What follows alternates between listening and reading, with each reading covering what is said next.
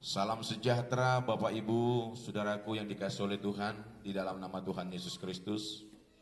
Saat ini kita bersyukur, Tuhan masih memberikan kita kesehatan, Tuhan masih memberikan kita kekuatan, dan saya percaya Bapak Ibu Saudara dimanapun berada pada saat ini, saya percaya kita semua ada dalam lindungan dan berkat pertolongan Tuhan.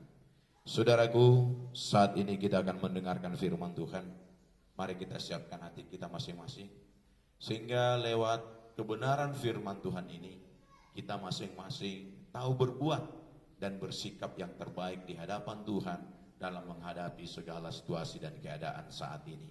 Bapak Ibu, saya akan bacakan firman Tuhan bagi kita semua dari Roma pasal yang ke-14 ayat yang ke-19. Surat Roma pasal yang ke-14 ayat yang ke-19. Demikian bunyi firman Tuhan. Sebab itu marilah kita mengejar apa yang mendatangkan damai sejahtera dan yang berguna untuk saling membangun. Sekali lagi, sebab itu marilah kita mengejar apa yang mendatangkan damai sejahtera dan yang berguna untuk saling membangun.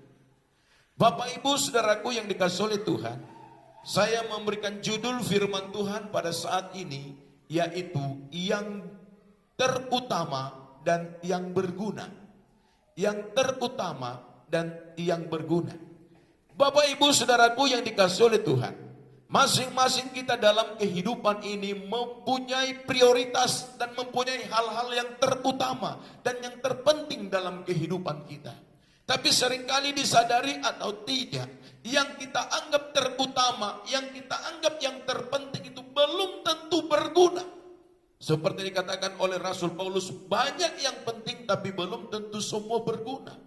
Tetapi sekarang mari kita melihat Bapak Ibu Saudaraku, untuk saat ini di mana kita hidup dalam situasi sekarang ini, apa kira-kira yang terutama dan yang berguna dalam kehidupan kita.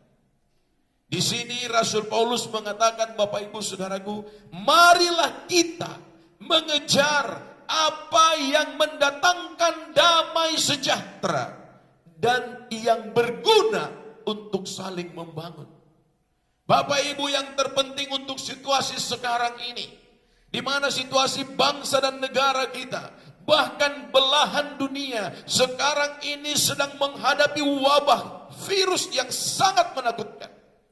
Sehingga banyak di antara umat manusia takut. Banyak di antara manusia seperti kehilangan pengharapan.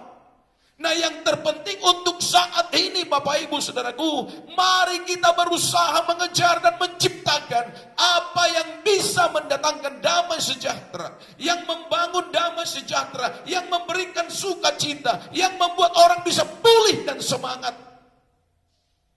Dan mari kita saling membangun, saling menopang satu dengan yang lain. Jadi yang terpenting pada saat ini sesuai dengan firman Tuhan ini, mari kita berusaha mengejar apa yang mendatangkan damai sejahtera dan yang berguna untuk saling membangun. Jadi untuk itu Bapak Ibu Saudaraku yang dikasihi Tuhan, stop untuk saling menghakimi, saling mempersalahkan, berhenti saling membenarkan diri. Saat ini yang terpenting Bapak Ibu Saudaraku, kita satukan hati kita untuk mendatangkan damai sejahtera dari surga. Kita satukan hati kita dan doa kita untuk mendatangkan hadirat Tuhan. Jadi untuk itu siapapun kita, baik opa, oma, bapak, ibu dan saudara semua, berhentilah saling mempersalahkan, berhenti saling menantang, dan berhenti saling mencari kesalahan dan saling membenarkan satu dengan yang lain. Tapi mari kita bergandeng tangan dan bersatu hati. Kita berdoa kepada Tuhan. Kita berdoa kepada Allah kita agar situasi dan keadaan saat ini diubah oleh Tuhan, agar situasi dan keadaan saat ini diselesaikan oleh Tuhan, sehingga kita lepas dari apa yang namanya ketakutan yang sedang melanda dunia. Dan kalau sekarang kita saling menghakimi, kalau sekarang kita saling menantang satu dengan yang lain, Kalau sekarang kita saling membenarkan diri, yang satu berkata aku yang paling benar, itu yang salah. Kapan kita bisa bersatu? Kapan bisa tercipta damai sejahtera? Kapan kita bisa datang ke hadirat Tuhan dengan kesatuan hati? Ingat, bukan karena kehebatan, bukan karena kepintaran, bukan karena hebatnya kita mengklaim diri kita paling benar, mengklaim organisasi kita paling benar. Bukan itu yang Tuhan harapkan. Yang Tuhan harapkan bagaimana kita masing-masing menyatukan hati kita dalam kerendahan hati. Ingat saudaraku yang dikasihi oleh Tuhan, saya dan saudara selamat itu bukan karena kekuatan kita. Jelas dikatakan dalam Efesus pasal yang kedua ayat 8 sampai 9. Engkau selamat bukan karena perbuatanmu, bukan karena kebaikanmu, semua karena kasih karunia. Jadi kalau saya dan saudara serta Bapak Ibu semua selamat karena kasih karunia, selamat karena dibenarkan, mengapa kita harus saling meninggikan diri? Ingat, Roma pasal yang ketiga yang ke-10 jelas berkata, tidak ada yang benar, seorang pun tidak. Saya bukan orang benar, tapi saya percaya walaupun saya bukan orang benar, saya dibenarkan oleh Tuhan, dikuduskan oleh Tuhan, dilayakkan oleh Tuhan. Jadi kalau kita ini hanya karena kasih karunia, mengapa kita harus saling menghakimi satu dengan yang lain? Mengapa kita harus mendakwa satu dengan yang lain? Mengapa kita saling menantang satu dengan yang lain? Saya katakan pada saat ini melalui firman Tuhan, stop, berhenti saling mempersalahkan. Di dalam rumah tangga berhenti suami mempersalahkan istri, istri mempersalahkan suami, orang tua mempersalahkan anak-anak, atau anak-anak mempersalahkan orang tua. Berhentilah.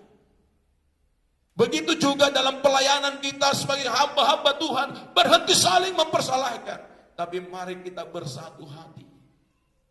Kita satukan hati kita. Kita satukan iman kita. Kita satukan doa kita. Sama-sama kita merendahkan diri di bawah kaki Tuhan yang kudus. Agar Tuhan berkenan memulihkan keadaan kita. Saya percaya Bapak Ibu Saudaraku, bangsa Israel banyak kali berbuat salah. Tapi ketika bangsa itu bertobat dan merendahkan diri, Allah yang penuh kasih itu menyelesaikan semua persoalan dan memberkati mereka. Itu sebabnya pada saat ini berhentilah kita saling menghakimi. Mungkin ada di antara kita yang salah, tapi tidak saling mempermalukan. Yesus berkata, kalau ada saudaramu bersalah, tegurlah dia 4 mata. Berbicaralah. Dan kalau toh dia memang melakukan kesalahan, bukankah firman Tuhan dalam 1 Petrus 4 ayat 8 berkata bahwa kasih menutupi banyak dosa. Jadi kalau kita masih saling menghakimi, kalau kita saling mendakwa, saling menentang satu dengan yang lain, kapan bisa tercipta damai sejahtera? Ingat, Tuhan tidak pernah menginginkan, menghendaki kekacauan. Tapi Tuhan menghendaki ketenangan, ketertiban, dan damai sejahtera. Di sanalah Tuhan hadir. Bapak Ibu, pernah kita baca cerita bagaimana ketika Elia ada di Gunung Horeb. Dan ketika itu Elia ingin bertemu dengan Tuhan. Dikatakan dalam ayat-ayat itu, datanglah angin badai yang sangat kencang. Tapi Tuhan tidak ada dalam angin badai itu. Datanglah gempa bumi yang sangat kencang, menggoncang semuanya. Tapi Tuhan tidak ada di dalam gempa bumi itu. Tapi ketika angin sepoi-sepoi basah, tenang dan sejuk, Allah hadir dan berbicara kepada Elia.